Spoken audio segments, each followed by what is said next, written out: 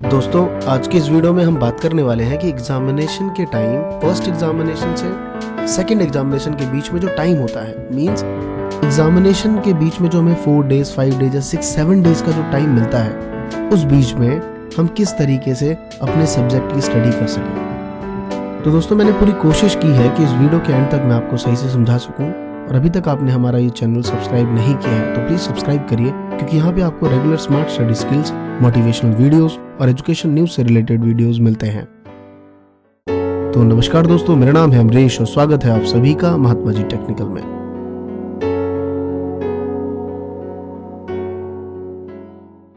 दोस्तों, एग्जामिनेशन के बीच में जो गैप होता है उसमें हमें बहुत सारा टाइम होता है, और मेरा ऐसा खुद का मानना है कि हम ज्यादातर टाइम वेस्ट कर देते हैं, और जिस पेपर में जितना ज्यादा गैप उसमें उतनी ही कम पढ़ाई। ये मेरा एक अपना एक्सपीरियंस है और मैंने बहुत से स्टूडेंट्स को ऐसे करते हुए देखा है। तो सबसे पहली चीज कि हमारी स्ट्रैटेजी क्या होनी चाहिए इसके बीच में। अब मान लेते हैं कि 2-3 एग्जाम्पल लेता हूँ, क्योंकि ऑब्वियसली एक ही दूंगा तो सारा नहीं हो पाएगा, क्योंकि बहुत से बच्चों का अलग अलग गैप रहता है। तो पहला गैप ये मानता हूं मैं कि किसी बच्चे का 8 से 10 के बीच में गैप है, मीन्स 8 to 10 डेज का गैप है। इस बीच में आप क्या करिए, अगर आप स्टार्टिंग में हैं तो आप उसके बाद वाले पेपर का भी, या यूं कहूं मैं कि सबसे लास्ट में जो है, अगर मैथ सबसे लास्ट में है, वैसे मैथ्स लास्ट में है नहीं, बीच में आप लोगों का पेपर इस बार, तो जो लास्ट का पेपर है उसकी भी प्रिपरेशन दिन के 1 या 1.5 घंटे आप उसको भी देते रहिए। रीजन इज दैट कि कहीं ऐसा ना हो कि जब आप लास्ट में पहुंचे तो सब कुछ नया ही लगे, कि सब नए तरीके से पढ़ रहे हैं, मतलब पूरे साल पढ़ना वेस्ट हो गया फिर। तो इट मीन्स कि आप उसे गो थ्रू में रखिए, और साथ में पर डे आप एक पेपर तो करिए। मीन्स कि अगर 8 डेज का गैप है तो आपको कम से कम 8 पेपर तो कवर करने ही हैं। और उसके बाद ऐसा ना हो कि आज एक चैप्टर पढ़ रहा हूँ, कल एक चैप्टर पढ़ रहा हूँ, मतलब 8 डेज में मैं प्रोराटा बेसिस पे कह रहा हूँ, लाइक कि अगर 16 चैप्टर है तो 2-2 चैप्टर करके पढ़ रहा हूँ, 8 डेज में सारा कंप्लीट हो जाएगा। नहीं, आपको पर डे 7 से 8 चैप्टर कवर करना है। जितना भी हो चलेगा, जरूरी नहीं है सारा कवर हो, जितना हो, क्योंकि हमारे पास होल डे है, 24 घंटे हैं सिर्फ एक सब्जेक्ट के लिए। तो इस तरीके से आप पढ़ सकते हैं। अब मैं बात करता हूं उन बच्चों का जिनका 3 से 5 डेज का गैप है। दोस्त, इस बीच में आपको क्या करना है, लास्ट के पेपर की प्रिपरेशन नहीं करनी, क्योंकि बहुत ज्यादा प्रेशर रहता है कि यार क्या करें।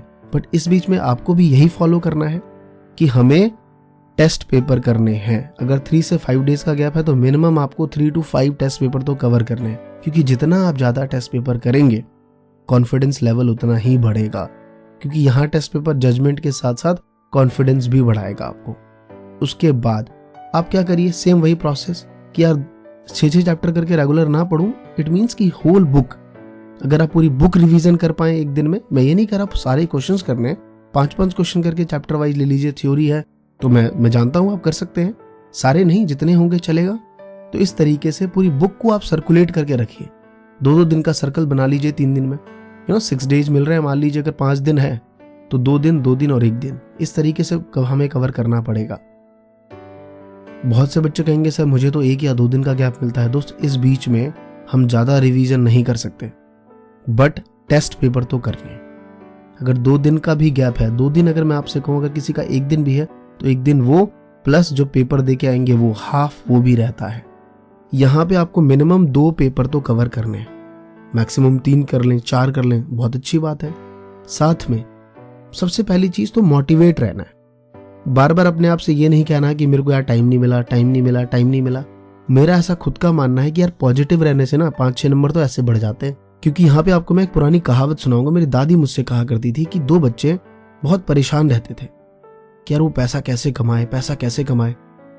तो उसके फादर ने कहा कि बेटा मैं तो मर रहा हूं, लेकिन मैंने खेत में जाके बहुत सारा सोना गाड़ रखा है, तुम उसे खोद के निकाल लेना। जब उसके पिताजी मर जाते हैं, वो दोनों कुदाल लेता है और पूरे खेत को ताम देता है, कहीं उसे सोना नहीं मिलता। लेकिन कुछ टाइम बाद उसमें बहुत अच्छी फसल होती। तब उसको समझ आता है कि क्या पता पिताजी इसी के बारे में बात कर रहे हो। दोस्त, एक कहानी है, इसे कहानी की तरह ही समझते हैं, लेकिन इसमें एक बात समझ आई कि यार मोटिवेशन बहुत बड़ी चीज है। अगर आप इंटरेस्ट नहीं लगाते हैं तो जानबूझ के लगाइए कि हाँ मेरे को अच्छा लगता है, इससे भी एक पॉजिटिव वाइब्स निकलेगी और कहीं ना कहीं बहुत इफेक्टिव रहती है। तो आप पेपर पे ज्यादा फोकस करिए। लास्ट के 2 डेज में क्वेश्चन पेपर अटेम्प्ट करना है, और जितना हो सके, जितने भी इंपॉर्टेंट क्वेश्चंस थे जो अब तक हम पढ़ते वक्त इंपॉर्टेंट लगा के बैठे थे, उनको रिवीजन कर लेना है। लेकिन किसी को नहीं पता पेपर में क्या आएगा, ये मैं आपको पहले बता दूं। लेकिन हाँ, जो आपके सर ने आपको बताया है कि उनका एक एक्सपीरियंस है, उन्होंने देखा है कि पेपर में कैसे क्वेश्चन आते हैं, उन्होंने आपको टिक करा हुआ है, तो आई एम श्योर कि उसको आप पढ़ के जाइए और पॉजिटिवनेस के साथ जाइए कि जो हमने पढ़ा है वो पेपर में आएगा। मैं पूरी करता हूँ कि इस वीडियो से आपको वाकई समझ आया होगा कि एग्जामिनेशन के बीच में हम किस तरीके से पढ़ाई कर सकते हैं। तो दोस्तों, अगर आपको ये वीडियो पसंद आया हो तो प्लीज लाइक करिए और शेयर जरूर करिए इस वीडियो को। धन्यवाद दोस्तों। जय हिंद, जय भारत।